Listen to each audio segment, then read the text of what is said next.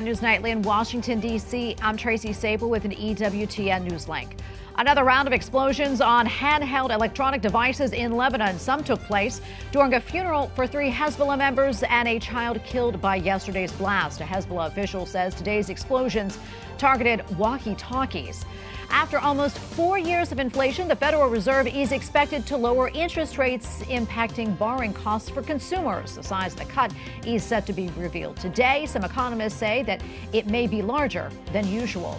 The Holy Father says the church in Southeast Asia is, quote, more alive than in Europe and in Rome. During his weekly talk at the Vatican, the Holy Father reflected on his 12-day trip, saying that he is grateful to God for helping him make the journey as a, quote, elderly pope.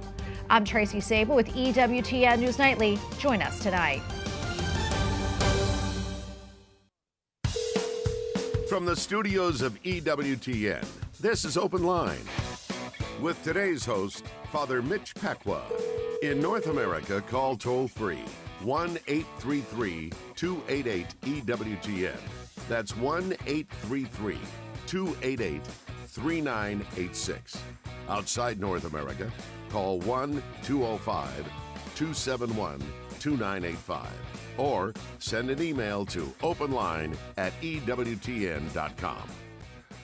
Welcome, everybody. This is one more episode of Father Mitch Pacwa Unleashed. I have no idea where Jack is. I hope he does. I trust his wife knows, even if he doesn't. That's the way of most wives, as I've been told. But it's great to be with you all, and we look forward to getting calls from you. Just call 833-288-EWTN. That's 833-288-3986. Unless you are outside North America, that will not work. So the one that does work is country code 1, area code 205-271-2985, or email openline@ewtn.com. Start off with some emails. One of them is from Dan in Stuart, Florida. It says, hello, Father Mitch. When I watch the Daily Mass on TV, I hear the name of the priest Melchizedek pronounced with the accent on the second syllable. Knowing that you've studied Middle East languages, would you agree that this pronunciation is correct? Not if you're saying the name in Hebrew, it's not correct. But in English, it is. The way that we tend to accent words, would, especially these foreign words, would call for Melchizedek, and that's the way it would be.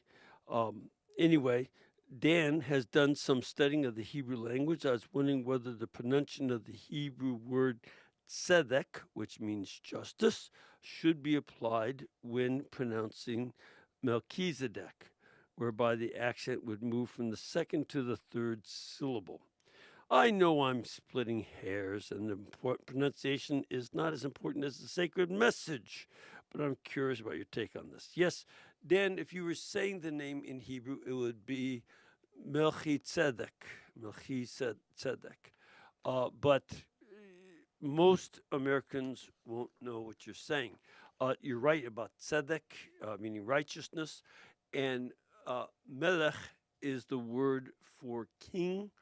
Melchi would be the form of it before another noun in which it is in the possessive form. So it would be the king of righteousness in that form. So that's what that is. So that's a good question, and hopefully you'll study more and more Hebrew. I'm all in favor of it. Father Mitch, where are Mount Esau and Mount Edom? That would they would be next to Petra. if you ever get a chance to go to the Kingdom of Jordan, you sometimes see it called Mount Seir, uh, or Mount Esau, Mount Edom. That would be down there right near Petra. And there is an old Edomite settlement there. And then are Mount Horeb and Mount Sinai the same place? Yes, they are. Horeb is the way northern Israelites said the word, and Sinai is what they said in the south. So oftentimes you can, when you see Horeb used, it is a reference to, it's coming from a northern speaker. Sinai usually is from Jerusalem and Judah in the south, but it's the same place. Exactly. That's a good observation. I'd appreciate your reply. Dziękuję bardzo. Grazie hafna.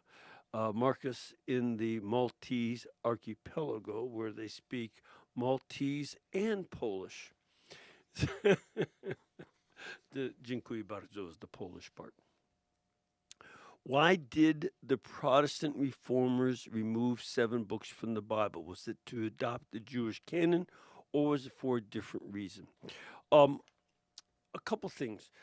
Keep in mind that there were a number of issues at stake for the reformers in regard to the canon. First of all, remember how they had said it is Scripture alone.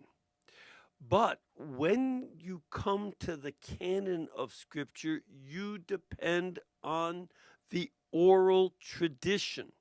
No book of the Bible tells you which books go in the Bible. You only know it from the tradition.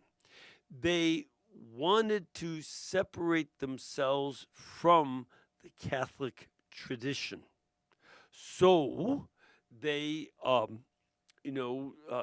went for the Jewish canon, which they presumed was an older tradition.